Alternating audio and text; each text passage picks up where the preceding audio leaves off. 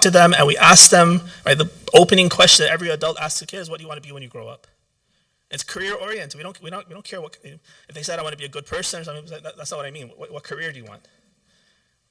Right? So we're so oriented towards that one thing. How much emphasis do we put on marriage?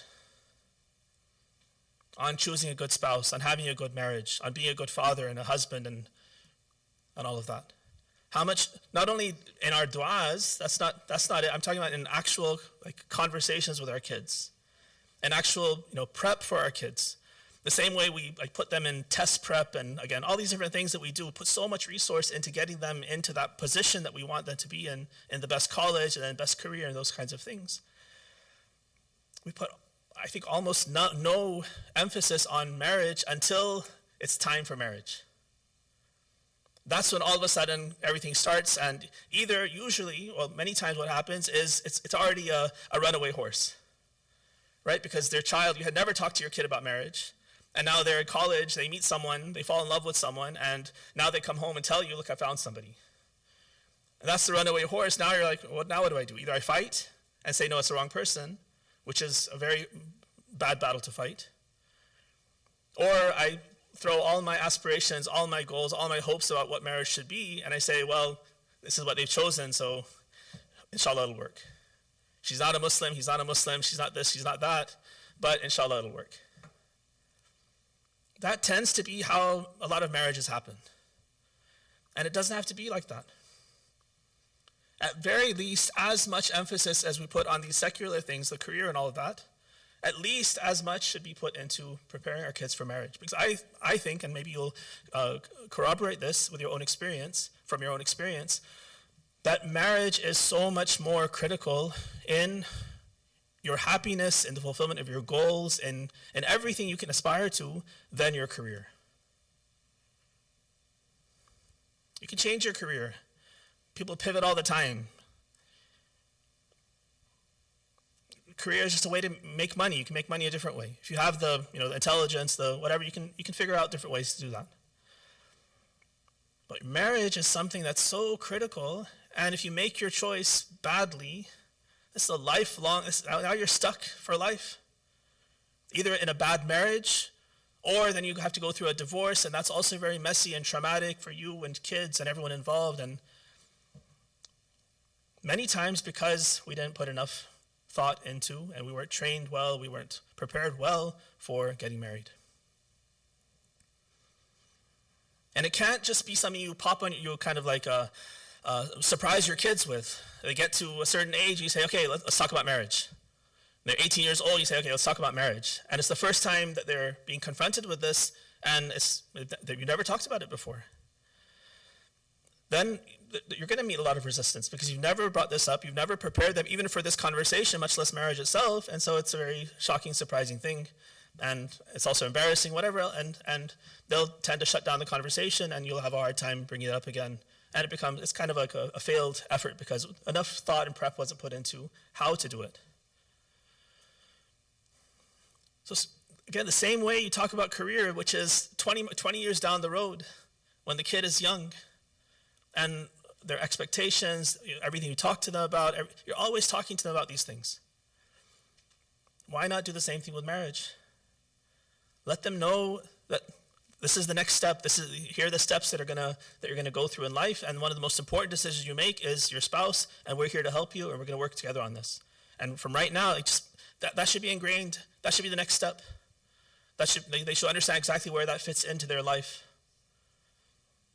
So if you've done that throughout, then when they get to that age, then it's an easy conversation because you've already been talking. It's not a new conversation. It's just that, it's like career and college and all those other things. It's just another important thing that you're talking about that you've connected with your kids over the years with. And you have rapport with them. They trust you. They know how you're thinking. You understand how they're thinking. You're in sync with one another. And so when you suggest, when you guide, when you do all these things, then they're receptive because you've put in the effort to try to have this conversation long term with them. So often people will say, oh, nowadays no kid is going to listen to their parents about marriage. That's not necessarily the case.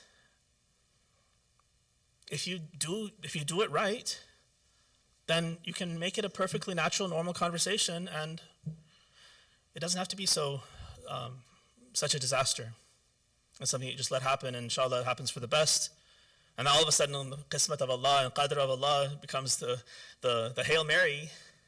You're like, inshallah, everything, like Allah has chosen someone and this and that, and all of a sudden you become religious because you've taken no responsibility yourself for making these things happen. It's your responsibility.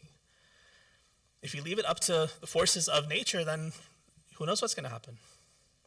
All right, so that's such a critical part of life and a critical part of happiness.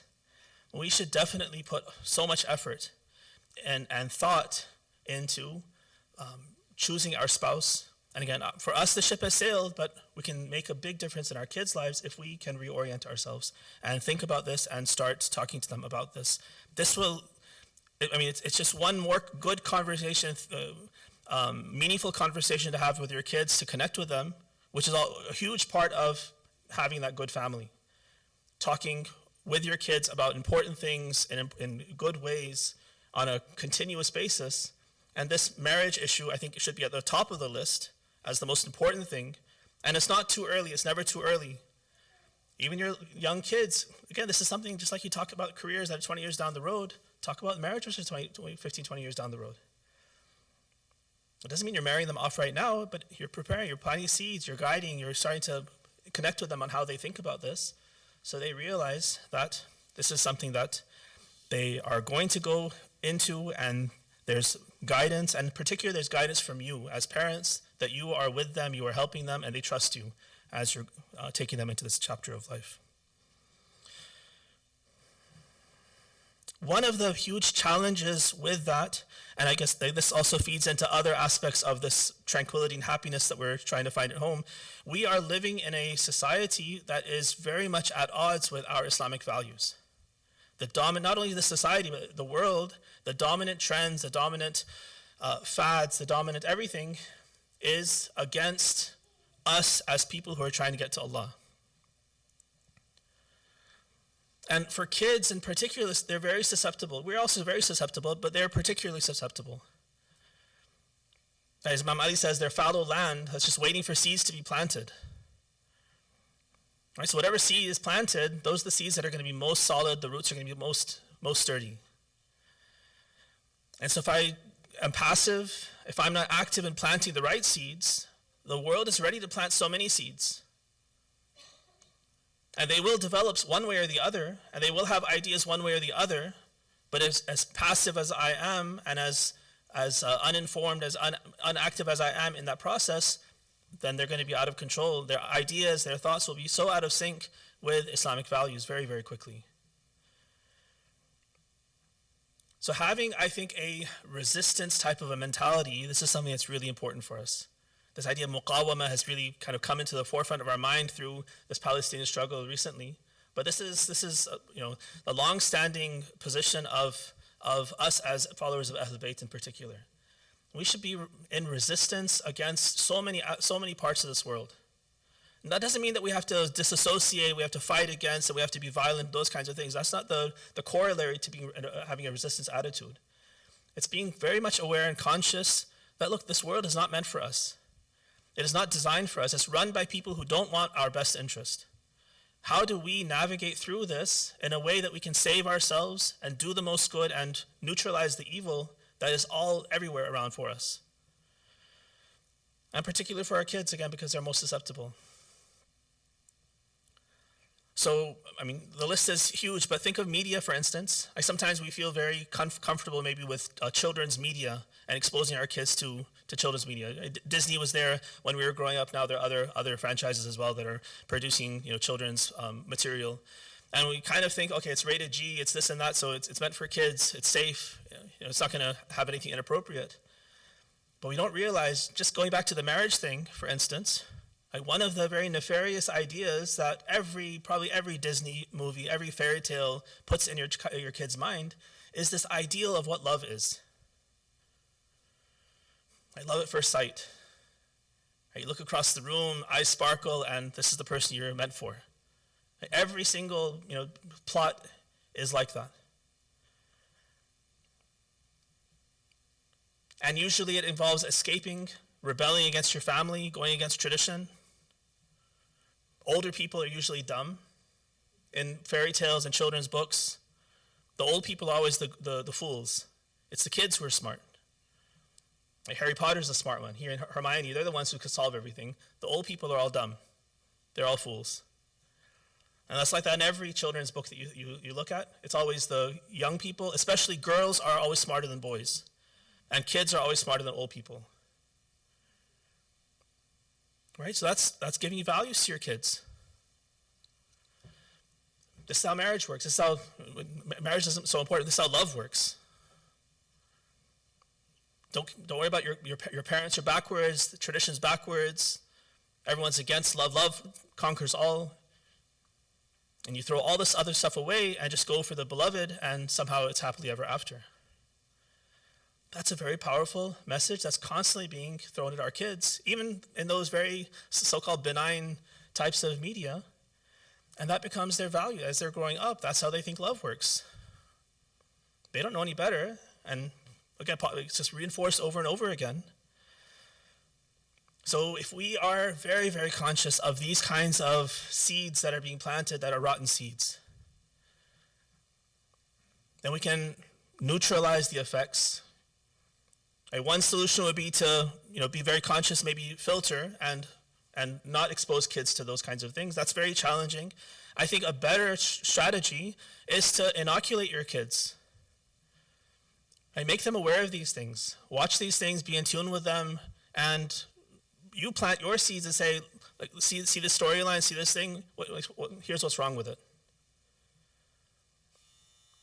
So now they're stronger, and they know how to deal with these wrong ideas. They don't have to, close their eyes, close their senses, and run into a corner and hide and live in a cave. Right? They can live in the society, but they are attuned to the fact that the things around here, around the society, the cultural things and all these ideas are not for us.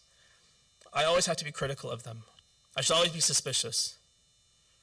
And look for truth in the deen, look for truth in the wisdom of my parents. And that's what's going to guide me through this mess of a world. And that's I think, a really important way to help our children to navigate through this world. All right. One other idea, I think, for the harmony in the marriage is, if you think about harmony can happen in, I guess, a couple of ways. There's one time when you're in harmony with someone, you're in sync with them, but you're both on the wrong page. Right? So just imagine you can have, an atheist couple who has no godliness, none of those kind of qualities in them, but they're in sync with each other. They value the same worldly, humanistic kinds of things.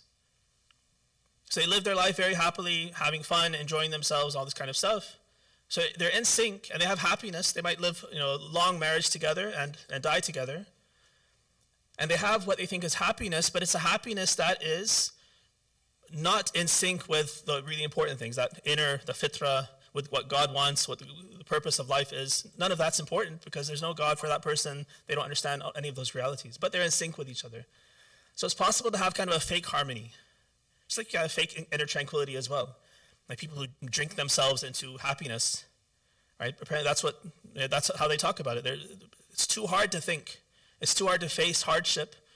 So they'll numb themselves into happiness through alcohol and drugs and these kinds of things. They don't have to think about those things. So they're finding happiness and peace, but at what cost? And in what way? It's not a true solution. It's a kind of a Band-Aid, and a very bad Band-Aid at that. Right? So harmony is not the goal. It's harmony around good values. Harmony based on Islamic values. Right, so that's something that we have to work together. Again, like in that spousal selection stage, this should have been already on the table. That should have been the foremost of the discussions. Are we on the same page in terms of our commitment to Islam? Are we both doing فَأَقِمْ وَجْهَكَ لِلدِّينِ حَنِيفًا? We're willing to turn ourselves fully towards the deen of Islam. Is that a priority for both of us? Okay, then we're on the same page on the most important thing. Now this marriage has a chance to work. We can make everything, all the other small things work because the most important foundation is there. But in a conversation at this stage, when we're already married and have kids in elementary school and all of this, then we may not be able to make that decision. in an effective way because maybe we're already out of sync. So part of the benefit of this is, again, to think ahead for our kids, but part of it is also to think what damage control can we do now? Right? So even if we're not on the same page, myself and my spouse are not on the same page on these important issues, maybe we need to have that conversation and work towards getting on the same page. That's one way to work together to find that harmony, by now educating yourselves, talking to each other, finding out what you need to do to become better Muslims. Maybe you need to learn, you haven't learned enough. Maybe you need to just talk through things and figure out how to implement things that you've learned. Whatever it is, but you need to figure those things out as a couple so that you can find that harmony now through deen, not just based on those reasons, whatever the reasons might have been for you to get married in the first place.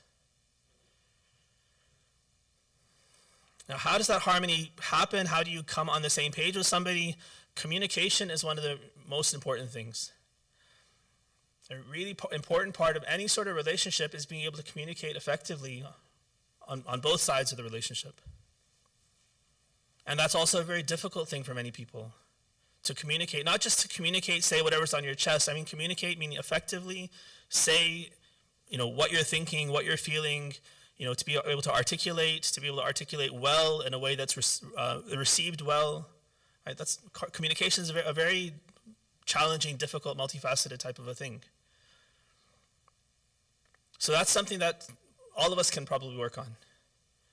Right? In a marriage, you might both be very communicative, but maybe you're very, very hot-tempered also. And so you say everything and very articulately, but it's not with any sort of willingness to try to get along and fix things. It's just, I want to tell you how angry I am. You want to tell me how angry you are. And so we're communicating, but it's not a helpful type of a communication. Or you might be in sync and the communication can happen. Maybe you're on the same page anyway. And so even just a little ishara, a little smile is enough that you both know you're on the same page about something. You haven't said anything, but just you look at each other and you know that you agree because you have that kind of relationship. So communication can take on different forms, but that's a really important part of a relationship. And if the parents are in good communication with each other, that's not only important for them to come together, but now that becomes the foundation for the kids as well. Right, so if the parents are on the same page, then they can come as a unified front towards the kids. Right, sometimes communication happens in public. Right? If the dispute happens in public with the kids around, then that's not very good for the peace of the family. Because now they're not getting a unified message. They're seeing that my parents can't get along. They're fighting. They don't like each other. Right? There's no peace between them. And it puts the kids in a very difficult position. Maybe they become the peacemaker. Sometimes that happens as they get older. Or maybe they become confused. Maybe they see the family's not very happy. I'd rather be with my friends and be with people outside who I choose. So maybe family's not a good place for me. And they pull away. Or they side with one against the other. So in any case, it puts the kids in a very difficult position if the parents are disputing publicly with the kids in their presence. So that's something very important. Communicate, but also communicate it with discretion. So have those discussions behind the scenes. Figure out what the unified policy is. Whatever your disagreements are, figure out, well, fine, I disagree with you, but here's what we're going to do. Here's our compromise position. It's not exactly what I wanted, but this is what we're going to tell the kids. This is what we're going to do. That's something. That's a good practical solution. But at least you're coming to the kids with a unified position, and there's one policy that they can follow, and you are in harmony because you've already had the difficult conversation behind the scenes.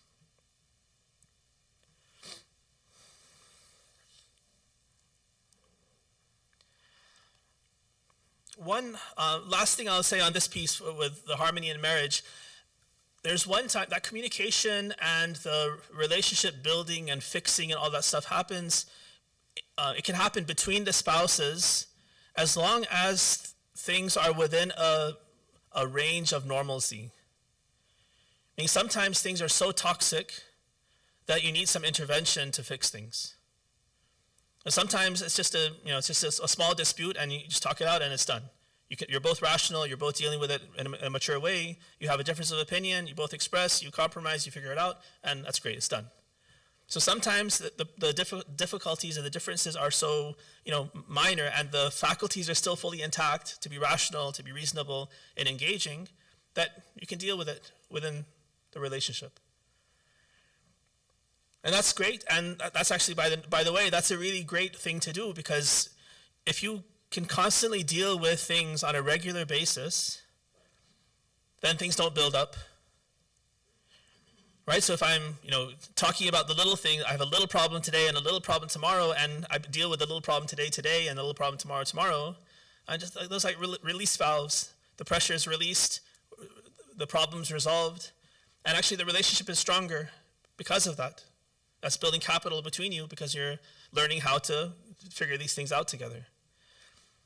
But if we don't deal with it today or tomorrow or the next day, and over time so many problems build up, now it's like a pressure cooker, right? No release valve, and now things can explode. And that becomes very toxic and dangerous. Right, so dealing with things regularly through regular conversation, it's not only for problems either. That's probably one of the tricks, I think, even with our kids. Don't just wait for the bad things to talk to them. When there's a problem, right, now we have to talk. Right? But if you're talking on a regular basis, every day, all the time, about everything, good and bad, happy, sad, everything, then talking is a normal thing. Then when the problem happens, you've already set the precedent. You already know each other, you trust each other, they trust you. You've talked about 1,000 things before, so now they can bring up the hard thing, the bad thing, and you already have a relationship. You know how to deal with it. You also have practice because you've done it so many times. And there's social capital. There's capital between you because they trust you. They've seen how you think. They trust what you say. They see your wisdom. And so they trust that when I bring the bad thing to you, you're going to deal with it the way I've seen you deal with so many things before. So there's trust in that relationship. But sometimes the problems become so bad and the couple is not able to solve the problem themselves. Right? So intervention is also a very important part of solving those problems. And the intervention can happen in many ways. Like now we have a whole industry, a whole field of therapy and counseling that you can tap into. Sometimes even less than that, or more closer to home than that, is just elders, wise people in your family, or wise people in your community who you can both look to as people to intervene and to either arbitrate or to just guide you through that difficulty. But you need outside eyes, for instance, to help you to come to some resolution. This is a Quranic solution too. Right? فَبَعَثُوا حَكَمًا مِنْ أَهْلِهِ وَحَكَمًا مِنْ أَهْلِهَا. Right?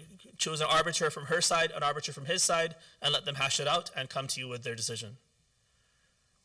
Right? So there's an Islamic precedence for having outside arbiters come in. If you can't solve it yourself, then take advantage of that. In the past, there has been a stigma against counseling and therapy. Slowly, that's hopefully becoming less. And that's why I bring this up. This is something we should be aware of. That's a good resource. We should not mind the stigma, and we should avail ourselves if we need to, because sometimes the problems are too big and we're not able to solve them ourselves, and so we need some help from outside. There's nothing wrong with that. Recite salawat ala Muhammad wa ali Muhammad.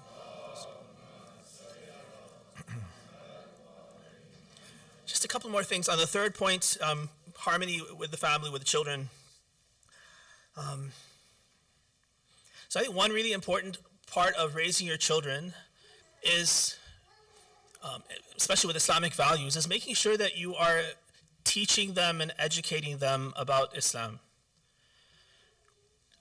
A lot of times, parents are also, their knowledge is not very good, and their deen and their relationship with deen is very dogmatic. They've just been told this is the way it is, this is what you do, this is how it is. And they have no understanding of why things are the way they are, what are the actual rules, what does Islam actually teach, and what's the difference between the deen and culture, for instance. And if that's the case, if your knowledge is that kind of weak and shallow, then that's what you're going to inculcate in your kids as well. And that doesn't fly very much, I think less so now as kids become smarter and they're told to be smarter, told to be more critical and these kinds of things. Like, we can't rely on a kind of deference that we might have had with our parents to some extent. It's much less with our kids towards us. They're not just going to do it because my parents said so. As much as maybe we did with our parents, and generations before, it was probably even more so that my parents said so, so I'm going to do it. No questions asked. All right, so kids are smarter, and they're encouraged to ask more and push back more. So we also have to be smarter, we have to be more knowledgeable, and our way of teaching deen to them has to be something very deep. Now, that could come from learning, so make sure that you are also engaged in learning and you're constantly pushing your own knowledge forward. And partly, and very importantly, I think, is just the attitude towards knowledge. Even if I don't know, but I have a good attitude towards my ignorance and towards the pursuit of knowledge, then that itself is a huge lesson for the kids. So when they ask me a question, instead of saying, don't ask any questions, just do it. If I don't know the reason, I don't even know if this is a right or wrong thing, it's just something that's come as tradition, I say, I don't know either, let's find out. And if I can admit ignorance and then I can go through the process of learning, then that itself is a huge lesson for the child, that these are serious questions I should ask, I should research, I should find out, and then bring that back and implement it practically. If it's not a good practice that I was trying to push for, then let's abandon it. If it is a good practice, now I have some knowledge to back it up and to understand why I should do it, why it's important. Right, so Islamic education for all of us is really important. It's not something that we can outsource to ulama and just say, well, he knows it, that's good enough, I don't need to know it myself.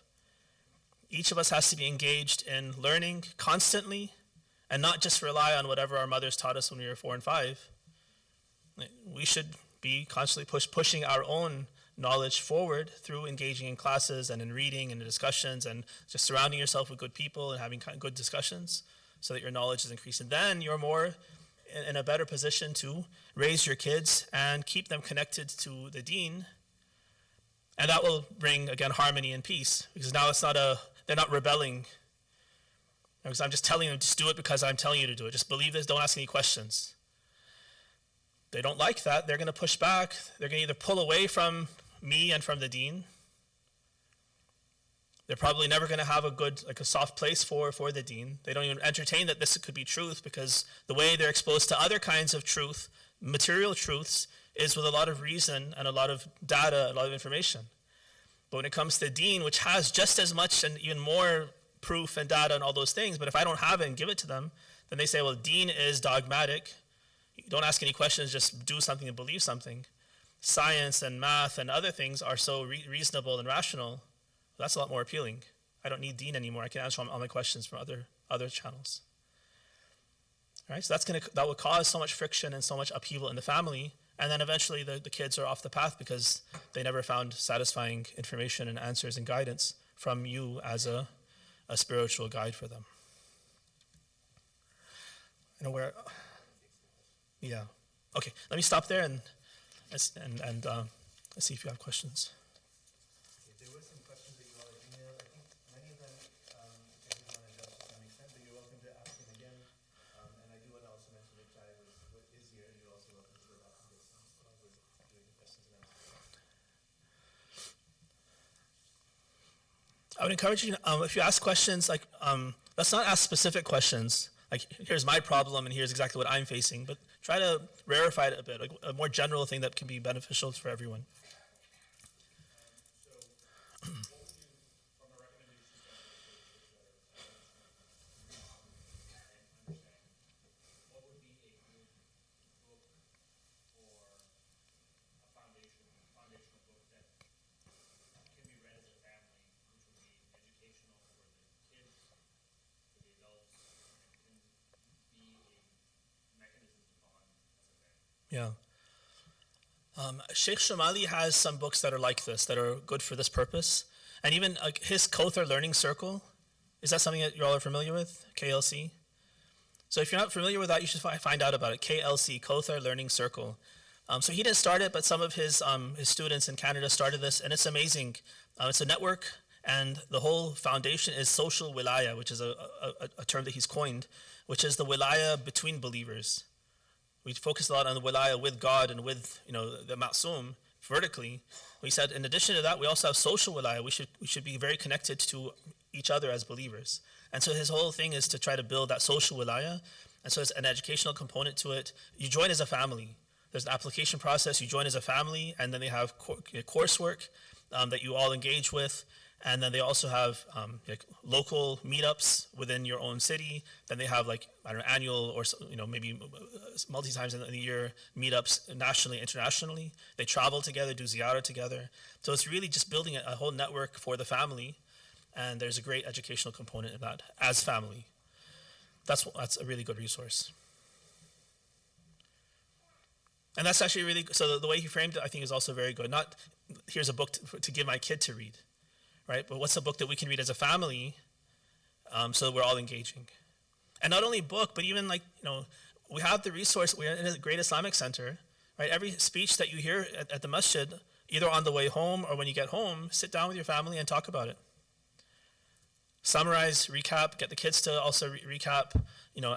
If they have questions, objections, whatever, then you can either try to address them or you bring them back to the Sheikh Faizi or whoever the presenter was, and you can start a discussion with them. So you're engaging in learning then.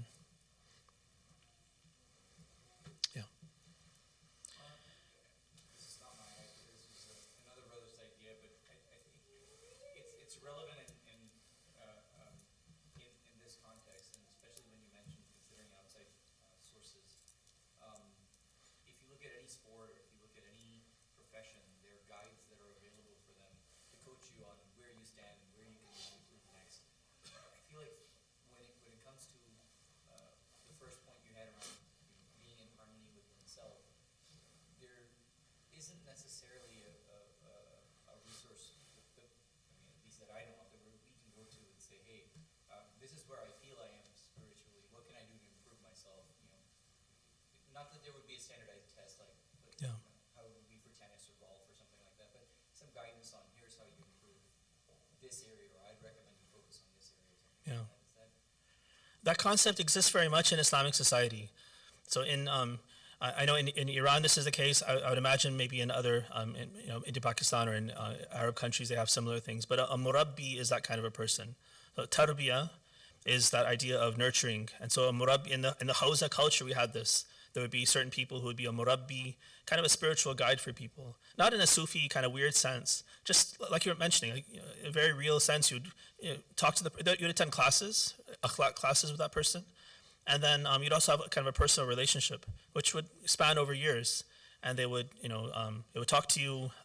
They would give you some general instructions, and then you would carry those out, come back, and say, okay, I worked on this. This is what I felt. This is what I encountered. You say, okay, now do this. Now try this. That kind of a thing. It's like, with my murabbi one time, I had a hard time growing, kind of even into the Hausa, connecting with Ashura. I would never cry with majalis and stories and things like that. So I mentioned that to him. And so he said, for instance, between 1st of Muharram and Arba'in this year, I want you to say Ziyarat Ashura every single day with all the 100 La'an and 100 Salam. So every single day for these 50 days, I want you to say the Ziyarat Ashura. So I did that. I went through that regime for 50 days.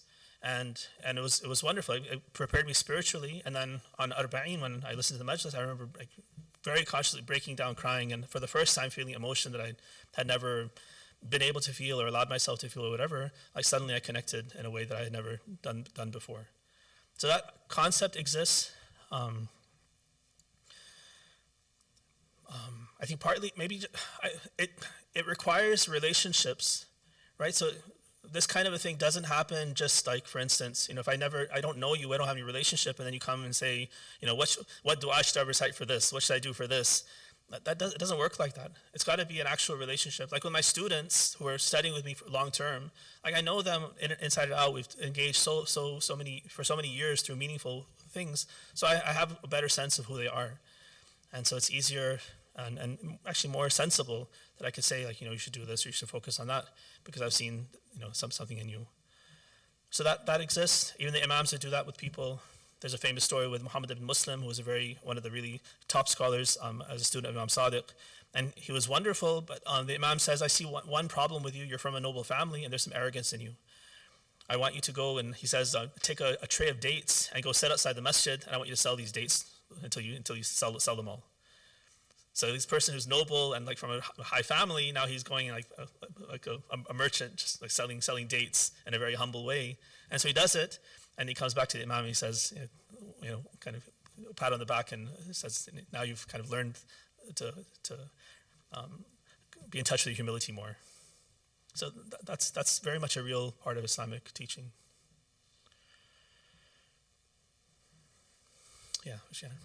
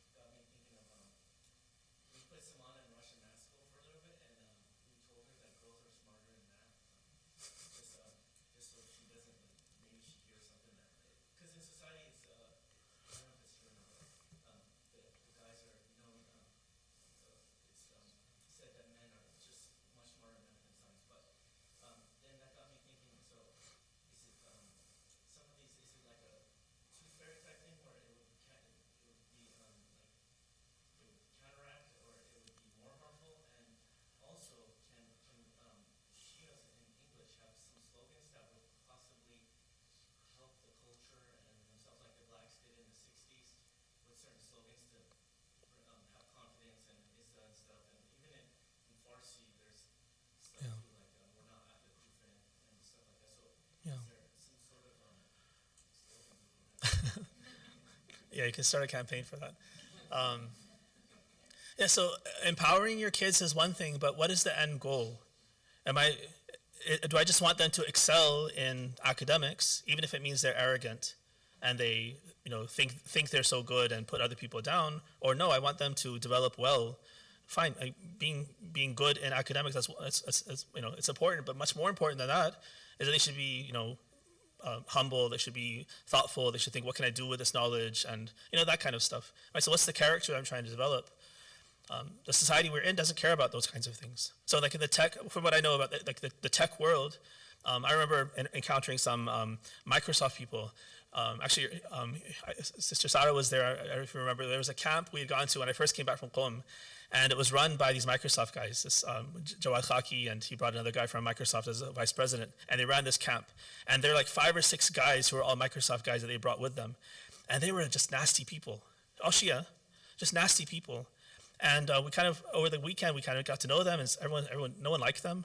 And we talked to the Microsoft people, like the bosses about them. And they said, this is actually what Microsoft is all about. We select people who are like this. We want people who are just angry and arrogant, and they know everything. They know everything, and they're willing to push their idea. Like that's the culture they develop as a company, right? So that's we don't want that. We don't want success in the marketplace or in money and these kinds of things at all costs. No, I don't care if my kid is academically weak, as if his character is wonderful and he's useful and thoughtful and respectful and those kinds of things. That's great. He's successful.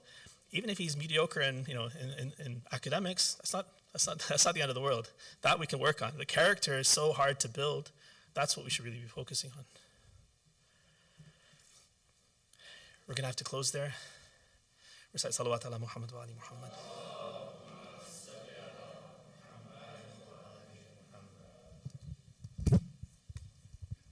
Thank you so much for those thoughts. I think that it's a conversation that has lots of more angles and places that we can go, so we might follow it up later. And I do want to mention today I had a word with Sister Isra Safiuddin from the Kauthar Learning Circle, and that's something that our teachers will be engaging in, inshallah, in the coming year. If there's interest, if you all, maybe as a school community, we have engagement with the Kauthar Learning Circle. If that's something that you all would like to take forward, that's something that we're doing as a school anyway. That might be helpful. So thank you again for taking time, and I'm sorry we have a hard cutoff for a couple of reasons, but do take some snacks on your way out. If you didn't sign in with Sister Heidi when you came in, please find Sister Fatima Abbas. Can you raise your hand, Fatima Abbas? Oh, okay, there you are. Right, so just check in with Sister Fatima so that we can record attendance. And other than that, thank you.